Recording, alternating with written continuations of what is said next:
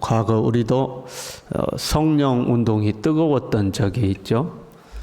성령이 충만하고 성령의 은사와 역사가 나타나면 좋을 것 같아도 사실 거기에도 부작용이 있죠. 성령 충만한 초대교회도 분쟁하고 다퉜거든요. 그래서 말씀 중심으로 이렇게 돌아오죠. 무엇이든지 한쪽으로 치우치면 문제가 돼요. 신앙생활도 한쪽으로 치우치면 문제가 되죠. 또 보면 자기 취향껏 신앙생활 하는 사람들도 있죠.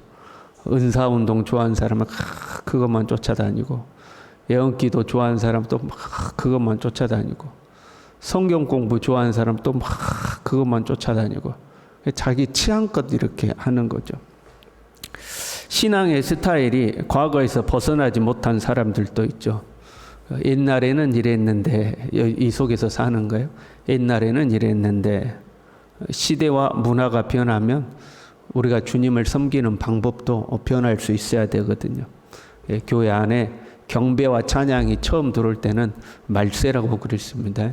어디 교회에서 드럼 치고 기타 치고 노래 부르냐고 말세다고 그랬어요. 그런데 지금은 뭐 보편화가 됐죠. 그러나 본질적인 신앙은 절대 타협하거나 양보를 하면 안 되죠. 삼위일체 하나님에 대한 신앙, 예수 그리스도를 믿음으로 구원을 얻는 어떤 신앙의 본질에 있어서는 변화도 안 되고 타협이 있어서도 안 되는 거죠.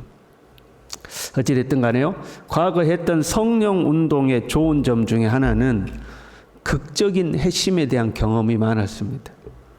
그러니까 성령이 강력하게 임재해서 회개가 터지고 뭐 눈물로 하나님 앞에 회개하고, 제가 어렸을 때 기억에도 그런 기억들이 있거든요. 부흥회 같은 거 하면 옛날에는 마룻바닥에서 했잖아요. 그러면 막 마룻바닥을 떼굴떼굴 구르면서 통곡을 하고 울고 하나님 앞에 회개하고, 그렇게 막 2시간, 3시간씩 눈물을 흘리며 회개하고 나면 딴 세상이 되어 있는 거죠. 세상이 완전히 이제 달라져 보이는 거죠. 그런 어떤 핵심의 경험을 한 사람은 평생 잊을 수가 없죠. 그 핵심의 경험을 잊을 수가 없죠. 근데 요즘 신앙인들은 또 이런 경험들이 많지 않은 것 같아요. 자연스럽게 주님을 믿게 되죠. 잔잔한 은혜 가운데서 그래, 예수님이 나의 주인이시구나 이렇게 받아들인, 요즘은 또 그런 것 같은데 과거에는 막 뒹굴고 뭐 그런 거잖아요. 물론 그렇게 뜨거운 경험을 했다고 해서 그 사람이 변화되고 그 변화가 평생 유지되느냐, 또 그것은 아니에요. 중간에 은혜가 떨어지면 원래 사람의 죄의 성품이 나오고 또 신앙이 변질되기도 해요. 그러나 내가 어떤 고민과 갈등이 있을 때에, 그때 내 주님 그렇게 만났었는데 이 기억이 우리를 붙들어주는 작용을 하기도 하죠. 그래서 그런 어떤 뜨거웠던 경험이 있는 것이 우리의 신앙을 유지시켜 주는데 도움이 되는 부분이 있어요. 무엇보다도 나 같은 죄인이 예수님 믿고 구원받았다, 예수님이 나를 위해서 이 세상에 오셨다라는 그 구원의 감격, 그것을 잊어버리지 않는 것이 제일 중요하죠.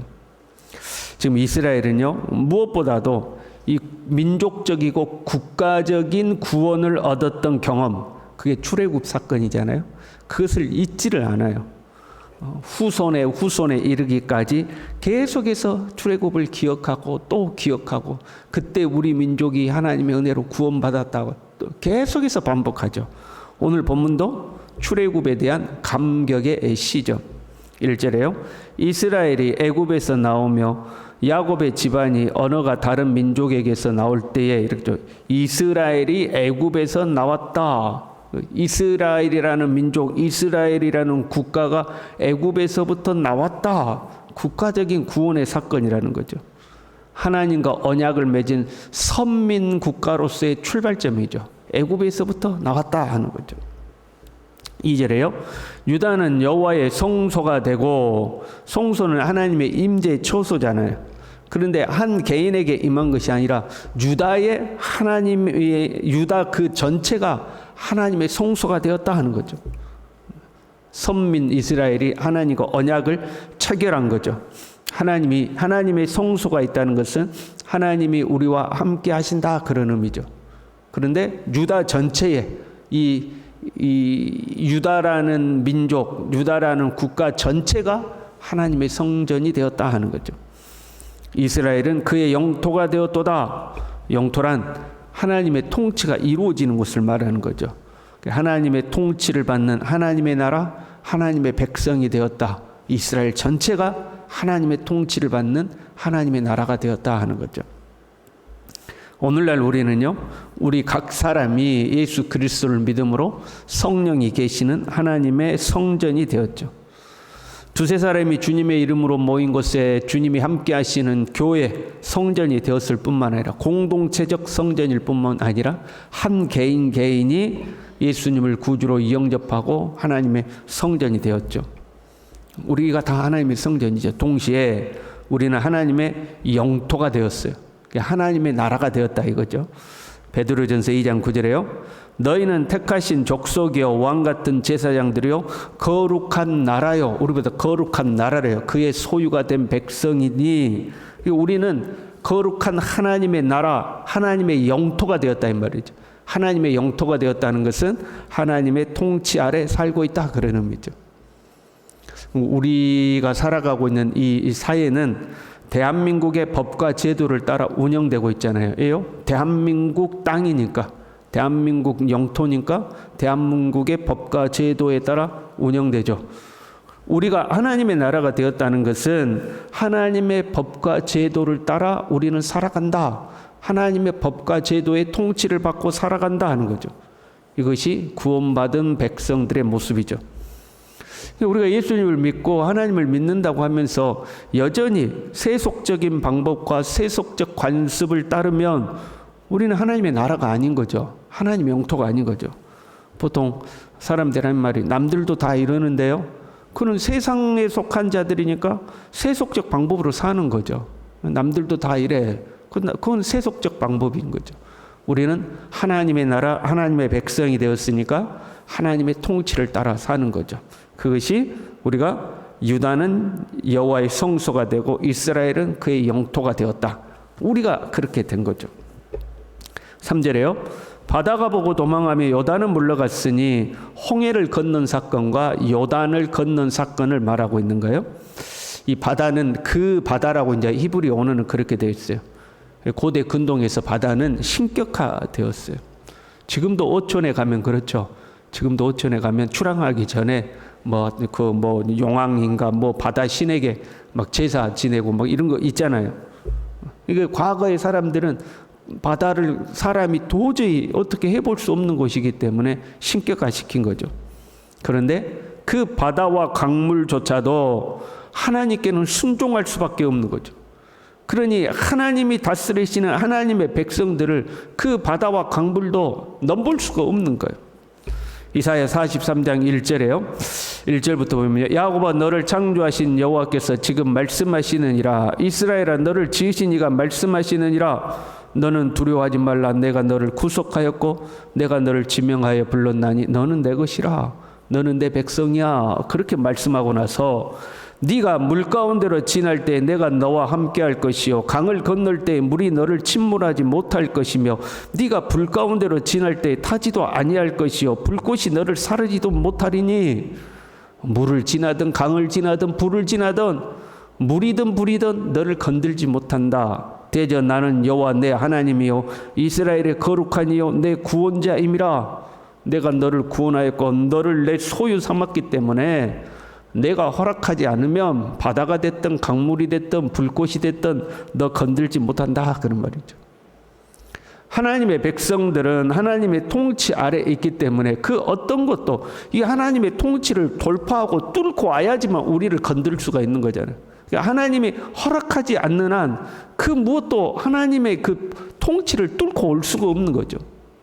강물이 됐든 바닷물이 됐든 우리를 어찌 할 수 없다 하는 거죠. 4절에요. 산들은 순양들 같이 뛰노며 그 시내산에서 언약을 받을 때에 이 지진이 막 일어나잖아요. 그것을 표현했어요. 그런데 지진은 두려운 것인데 뛰놀았다고 표현하고 있어요. 하나님과 언약을 체결하는 그 기쁨을 이제 표현한 거죠. 우리의 삶에요, 지진이 일어나는 것 같은 일들이 일어나요.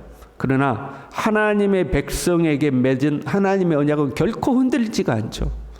세상이 아무리 흔들려도 하나님의 언약은 흔들리지 않아요. 그래서 우리는 담대하게 살아갈 수가 있는 거죠. 8절에요. 반석을 쳐서 먼물이 되게 하시며 차돌로 샘물이 되게 하셨도다. 이제 르비딤 사건을 의미하는 거죠. 반석을 쳐서 물이 나오게 했던 사건이요. 반석과 차돌은 단단해서요, 사람의 힘으로 어떻게 할 수 없어요. 사람의 힘으로 어떻게 할 수 없는 문제, 그곳에서 샘물이 나게 하신 하나님이다 하는 거죠. 이사야 43장 19절에요. 보라, 내가 새 일을 행하리니 반드시 내가 광야의 길을 사막에 강을 내겠다. 광야의 길을 내고 사막에 강을 내시겠다는 거죠. 내가 광야의 물을 사막에 강들을 내어 내 백성 내가 택한 자에게 마시게 할 것임이라. 사람의 힘으로는 도저히 어찌할 수 없는데 하나님은 그 속에서 물이 나게 하셔서 자기 백성을 먹이신다 하는 거죠. 우리는 이런 하나님의 백성인 거죠. 그러니까 이런 하나님의 백성, 나는 구원받은 하나님의 백성이다, 이것을 나의 정체성으로 삼고 이 정체성을 확인하고 또 확인하고 또 확인하는 거죠. 이스라엘 백성들이 출애굽을 기억하듯이 우리는 나는 하나님의 백성이다, 예수 그리스도를 궁주로 영접하여 하나님의 백성이 되었고 하나님의 나라가 되었다는 이 정체성을 확인하고 또 확인하고 또 확인하는 거죠.